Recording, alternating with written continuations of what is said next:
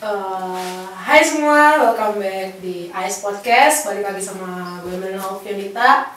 Jadi hari ini kita bakal ketemu salah satu narasumber kita. Dan hari ini kita bakal ngobrol-ngobrol dikit tentang buku. Kita nggak tahu obrolan kali ini bakal ada boring atau enggak, karena kita bakal ngomongin buku, tapi semoga enggak dan semoga lebih menarik. Jadi, salam integrity, care, dan excellent. Kita sekarang mau kenalan sama Kak Manuel. Halo Manuel. Halo semuanya. Gimana Kak kabarnya? Baik banget, baik ya, sehat.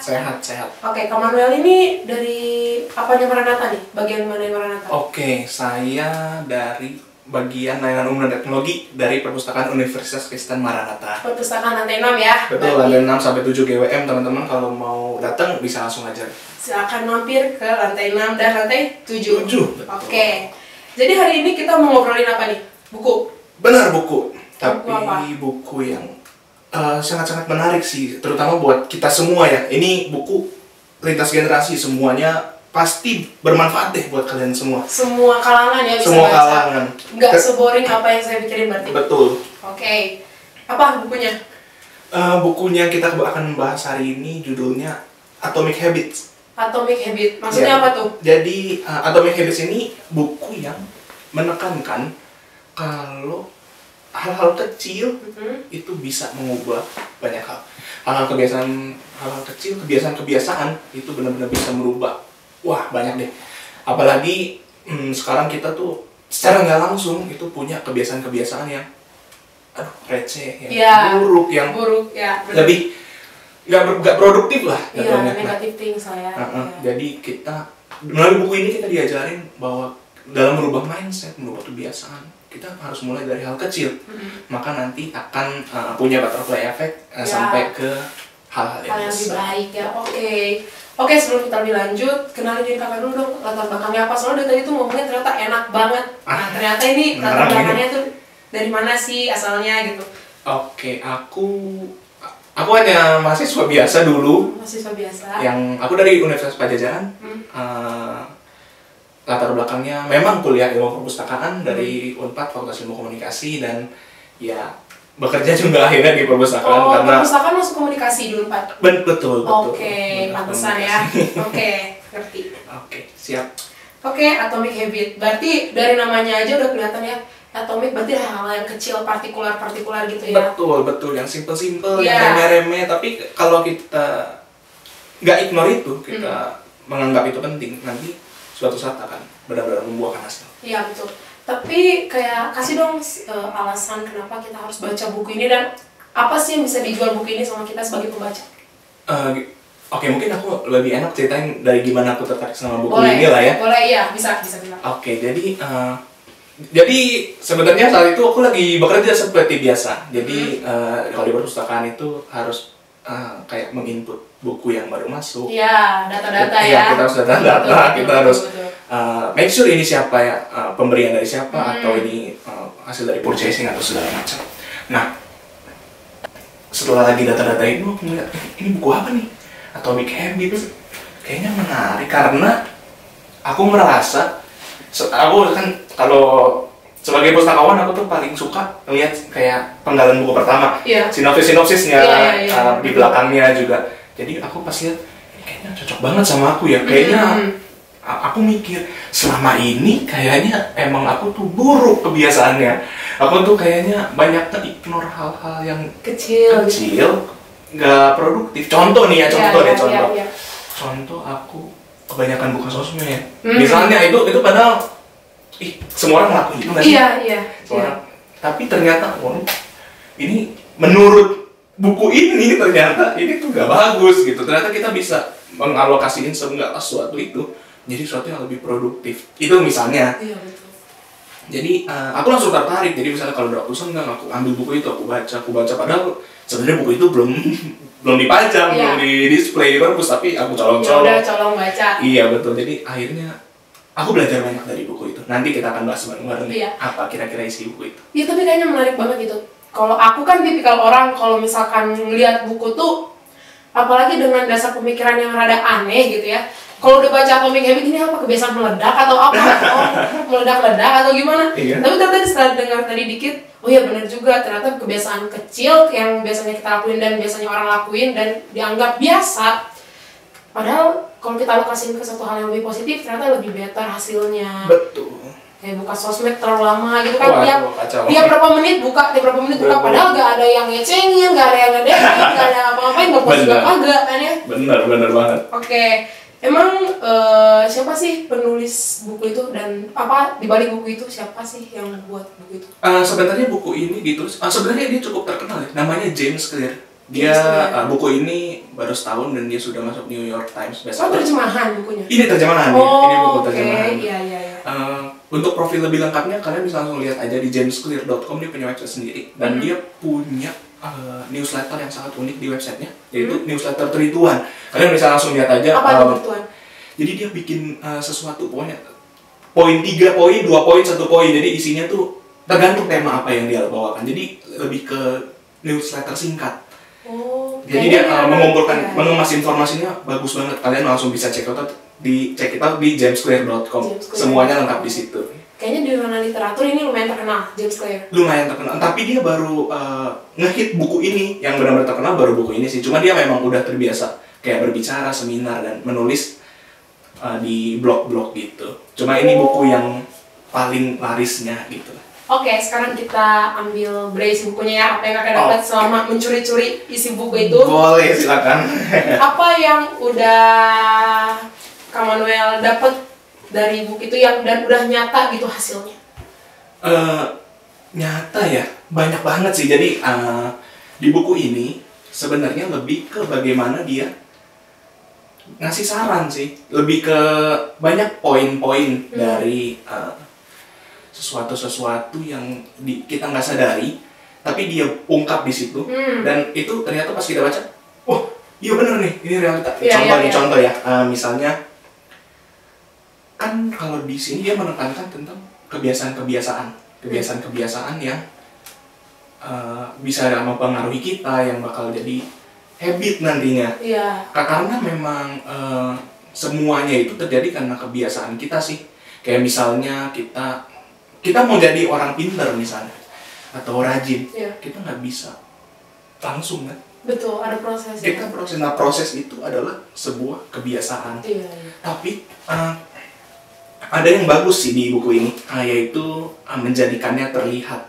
Jadi cara kita ngebuild kebiasaan itu menjadikan sesuatunya terlihat. Ini contoh kecil ya, misalnya kita mau belajar.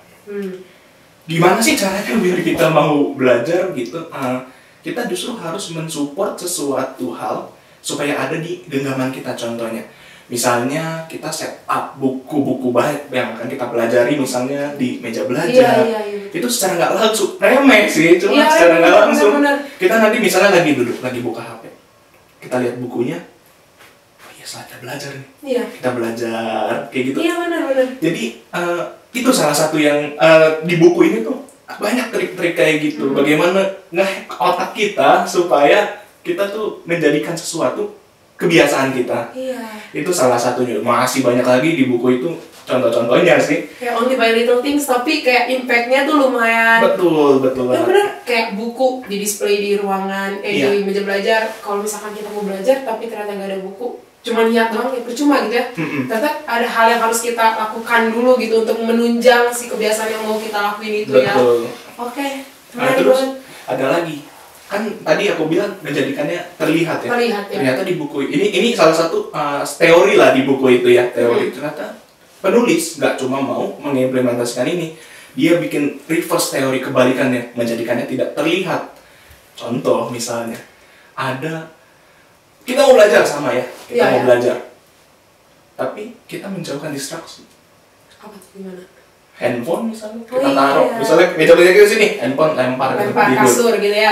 Jadi semakin kita nggak bisa akses itu, contohnya, misalnya kayak tadi handphone, semakin kita nggak bisa akses, makin kita nggak, ya udah kan di situ nanggung. Nanti aja lah. Kita belajar dulu lah. Terusin aja dulu. Ya benar.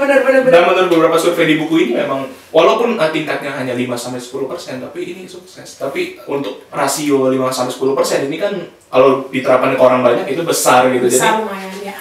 Itu oke. relevan lah ya. Iya. Terus apa ya? Yang awalnya bikin Kamanuel tuh jadi berpikiran ini tuh harus saya lakuin, ini tuh harus apa ya, gue terapin dalam kehidupan sehari-hari.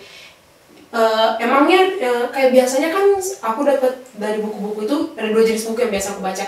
Satu tuh buku yang dimana tuh si penulisnya tidak melakukan ini, tapi karena si penulis ini tuh pengen membagikan hal yang baik kepada orang-orang. Yang kedua tuh si penulis melakukan hal baik ini dan pengen orang-orang tuh mengikuti hal baik ini. Nah, dari Kamanuel sendiri baca dari buku itu, si penulis itu tuh emang ngelakuin hal tersebut juga, atau justru dia tuh memberikan yang tadi yang opsi pertama, dan dia tuh cuma mengajar orang supaya melakukan hal yang lebih baik lagi. Oh, kalau tipe buku ini, James Clear itu memang sudah mengalami banyak hal. Jadi baik dari sampai kecelakaan, jadi dia sampai recovery itu juga dari kebiasaan-kebiasaan dia yang dia latih sampai dia jatuh bangun dalam semua kehidupannya, dia emang udah melakukan ini. Jadi memang ini pure dari hatinya penulis lah. Kalau sesuai yang aku baca ya, ini dari hati penulis, gimana dia menginterpretasikan apa yang selama ini dia alami dan semua sakitnya, dan dia membuktikan itu adalah hasil. Jadi kalau kalian ngikutin ini nggak rugi lah. Ya ibaratnya kayak gitulah kasarnya. Life value dia juga bersendirian diungkapin di buku itu. Betul banget. Oke, terus sama kuliah. Tadi kan kita kayak udah dikit-dikit tuh ya apa yang kakak lakuin, kayak belajar, buang HP, taruh buku. Tapi ada nggak sih hal satu aja yang besar sebagai bukti dari ternyata buku ini tuh nggak sia-sia gue baca, dan buku ini tuh ternyata ngasih impact yang besar sama gue. Ada nggak hal besar gitu yang ninggalin jejak hasil keberhasilan buku itu? Oke, sebenarnya ada ya. Jadi mungkin aku akan cerita tentang aku lagi karena ini kan bakal jadi pengalaman diri aku ya. Justru pengalaman kayak gitu lebih enak didengar. Interpretasi, oke. Jadi sekedar info aja, aku adalah pemain bridge. Jadi bridge itu sebuah olahraga otak yang dimainkan pakai kartu remi tuh yang asli, yang buat main-mainan di warung gitu. Iya, jadi aku atlet itu. Atlet bridge. Jadi karena aku dituntut dulu waktu kuliah juga, aku di UKM ikut kejuaraan dan macam-macam lah, sampai seleknas juga sudah ikut juga. Wow. Lalu aku menerapkan ini sih, jadi lingkungan tempat aku latihan itu, aku lebih banyak otodidak ya, bukan otodidak sih bilangnya, jadi kayak lebih ke latihan sendiri. Jadi aku nggak difasilitasi coach untuk apapun itu, jadi aku lebih justru di UKM melatih teman-teman aku justru. Karena aku experience-ku lebih banyak. Nah, karena itu aku harus belajar lebih dong dari orang lain. Dan untuk itu aku harus lebih disiplin. Itu sulit sekali. Dan disiplin susah banget. Disiplin, konsistensi, apalagi membangun integritas.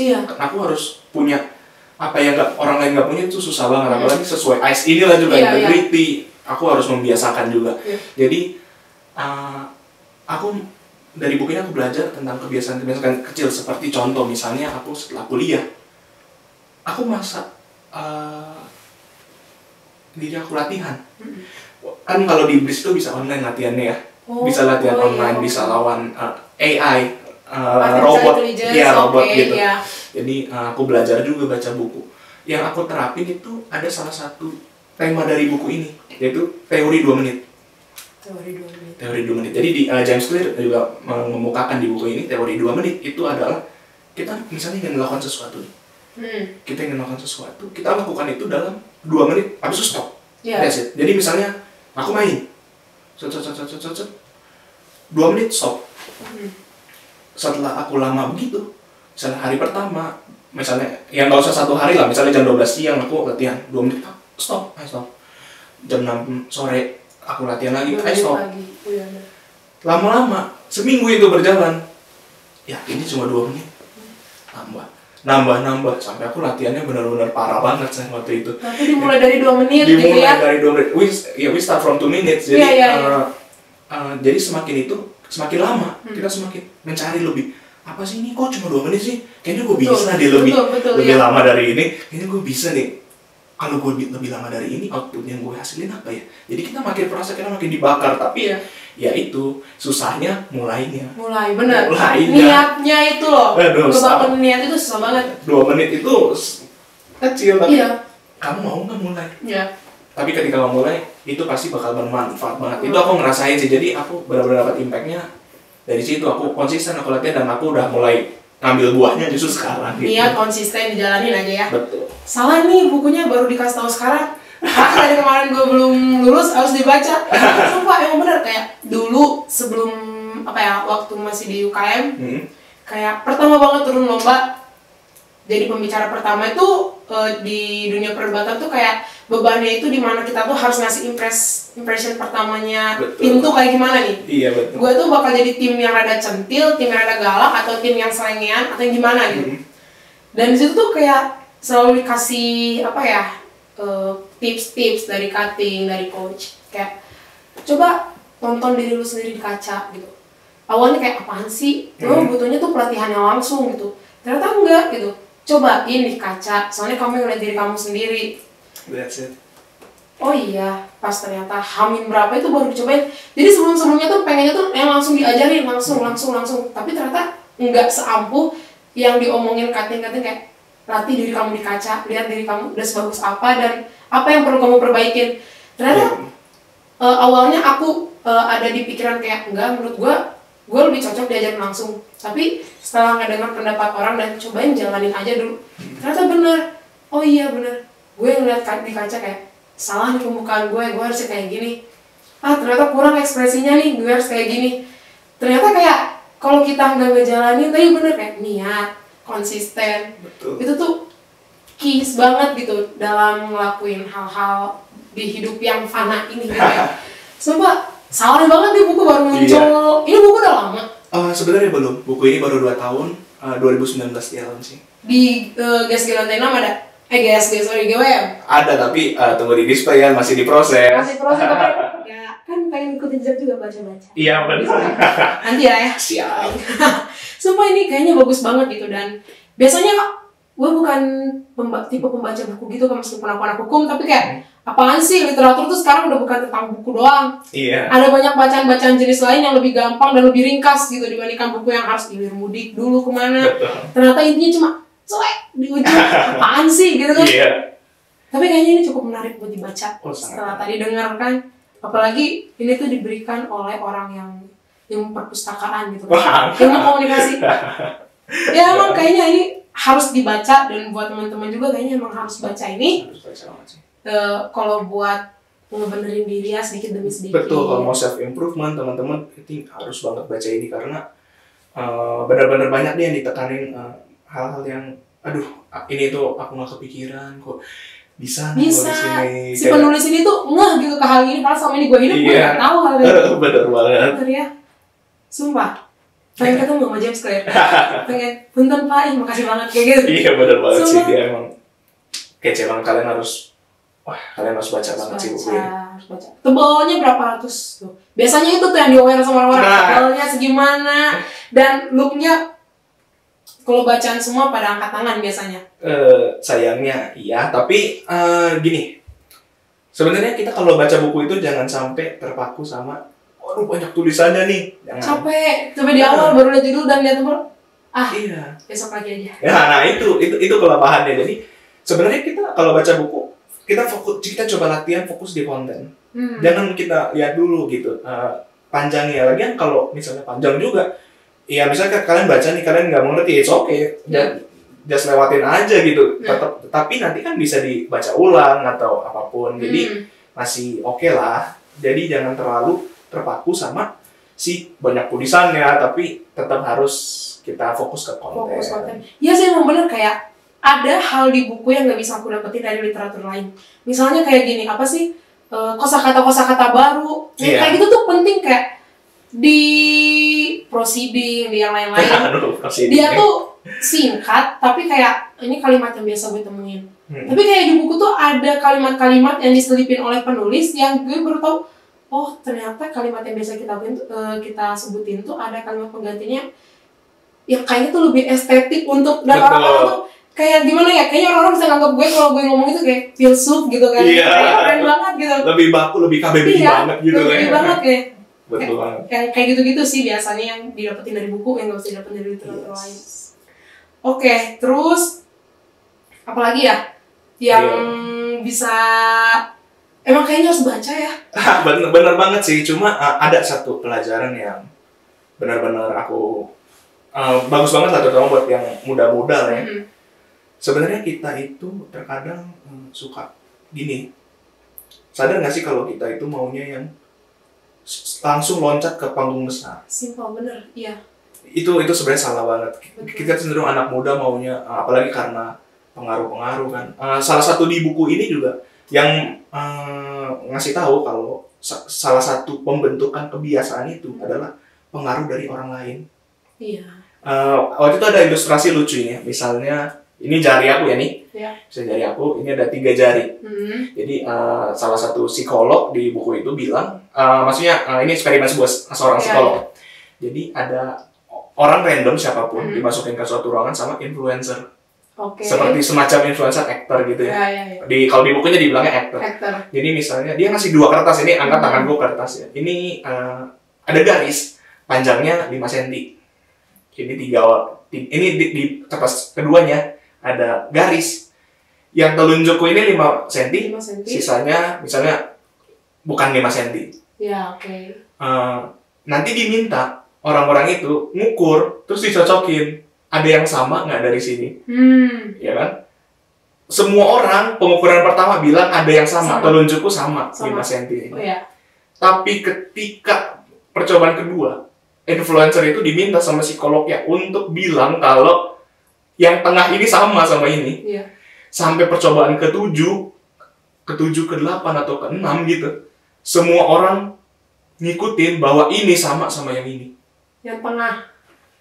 Hasilnya udah tahu beda. Udah jelas. Iya. Tapi karena pengaruh sosial. Pengaruh benar-benar. Dia nggak bisa, dia nggak punya power. Ke bawah ya. Dia terbawa. Betul. Nah ini yang salah. Benar ya kayak gitu tuh biasanya. Dan masyarakat itu kan biasanya tuh ya masyarakat Indonesia ya lebih emang gampang banget ke bawah arus. Betul. Orang-orang kebanyakan di sini nggak bisa tetap ada sendirian. Orang banyak di sini ya udah gue kesini aja pasti lebih rame dan dia tuh nggak mikirin esensinya gitu ya. Iya betul. Baca ya masyarakat ya, tolong dibaca gitu. Iya. Dan yang kayak gitu-gitu bagus gitu. Sumpah. Ini tuh banyak deh pelajaran dari buku ini yang kalian bisa benar-benar petik sih. Kayak ini juga yang ilustrasi tadi benar-benar ngegambarin orang-orang sekarang, lalu banyak juga pengalaman-pengalaman yang kayak yang dia kasih tahu penulis ini kalau nggak ada yang instan. Jadi emang harus dikikis dari hal-hal kecil, nanti dia besar. Gak ada yang instan ya, hidupnya aja harus direbus dulu. Iya betul. Nggak langsung, kecuali kalau orangnya rada barbar langsung diremukin gitu ya. Itu sangat instan. Itu saya suka orang-orang kayak gitu. Oke, rate this book ya 1 to 5. Bakal ditaruh di mana itu buku? 4.8 per 5. 0,2-nya hilang karena tulisannya banyak. Banyak ya? Iya. Itu ya ada unsur banyak. Gak bisa dihilangin. Itu nggak bisa dihilangin. Karena tapi itu tetap Indonesia. Iya. Tapi recommended banget sih buat kalian baca Atomic Habits ini. Benar-benar wah, menginspirasi banget. Dan kalau kalian mau beli di bookstore juga udah banyak. Udah banyak ya, meskipun ini terjemahan tapi bahasanya mudah dimengerti. Bahasanya mudah dimengerti, cuma kayaknya ya kalau kalian lebih bisa Inggris lebih enak. Ya. Oke, emang sebenarnya sih kalau buku dia tuh disertai juga bahasa Inggrisnya atau gimana? Ini semuanya terjemahan, jadi kalau buku yang versi Indonesia semuanya Indonesia. Tapi biasanya kurang enak gitu ya? Bener, tapi kan kalau aku udah lumayan sering ya ketemu buku terjemahan, ini buku terjemahannya oke banget. Jadi nggak ada yang misleading atau salah paham. Gitu ya? Iya betul. Oh jadi emang udah benar-benar bagus lah. Keren gitu ya? Cocok banget sama. Tapi kalau yang bahasa Inggris lebih baik. Sepertinya gitu, mungkin karena kalau bahasa Inggris kan kita bisa tuning sama emosinya. Iya betul. Nah, jadi bahasa asli itu biasanya tuh lebih langsung kok, oh iya artinya apa gitu. Maknanya dapat banget. Betul. 4.8 berarti ya. 4.8. Lumayan tuh tinggi untuk sangat tinggi ya, 0,2-nya karena itu tulis cukup banyak bukunya kan, jadi butuh makan waktu lumayan. Oke. Tapi itu worth it. Jadi kalian harus dicoba, harus dibaca, kita sekalian coba ningkatin literasi kita gitu ya. Betul, literasi. mengingat Indonesia yang sangat rendah literasi bukunya. Ampun. Tapi emang literasi itu emang harus lewat buku enggak kan ya? Enggak, sebenarnya sekarang kan lagi dikampanyekan literasi informasi ya. Jadi apapun yang di sekeliling kita itu informasi dan kita harus melek akan itu. Melek informasi supaya benar. kita nggak kemakan hoax Iya betul. kan. Yang kayak gitu-gitu misinformation, hoax yang kayak gitu. Yang penting literasi informasi. Betul. Tapi kalau bisa baca buku lebih bagus lagi. Lebih bagus karena kita bisa mengerti banyak mindset dari orang lain yang lebih pintar dan lebih berpengalaman dari kita. Iya, si rekam jejak lebih jauh, track recordnya lebih lama. Yes. So, Oke. Menarik, thank you banget Kak Manuel udah kenalin ke kita buku ini. Dan semoga teman-teman juga berniat dan harus niat baca buku ini, karena setelah kita dengar tadi ternyata ada hal-hal di sekitar kita yang kita nggak tahu, tapi ternyata penulis ngasih tahu itu di buku tersebut, dan kita jadi melek akan hal-hal kecil itu. Makanya disebutnya atomic habit juga, hal-hal kecil yang jadi kebiasaan gitu. Yes. Oke, thank you Kak Manuel udah nyempetin waktu kesini, udah berbagi sama kita. Siap. Oke. Aku boleh kasih kata-kata terakhir? Kata-kata terakhir? Bukan, maksudnya sebelum closing. Oke, silakan. Teman-teman semua, kebiasaan itu dimulai dari sebuah perulangan. Jadi jangan pernah bosan buat mengulang, walaupun aduh berat, tapi yakin dan percayalah bahwa apa yang kalian lakukan berulang, jika itu baik, maka hasilnya juga akan besar juga di masa yang akan datang. Betul banget ya. Sip. Thank you Kak Manuel, makasih banyak. Kita ini dulu Kak, salam integrity care excellence bisa? Oke, siap.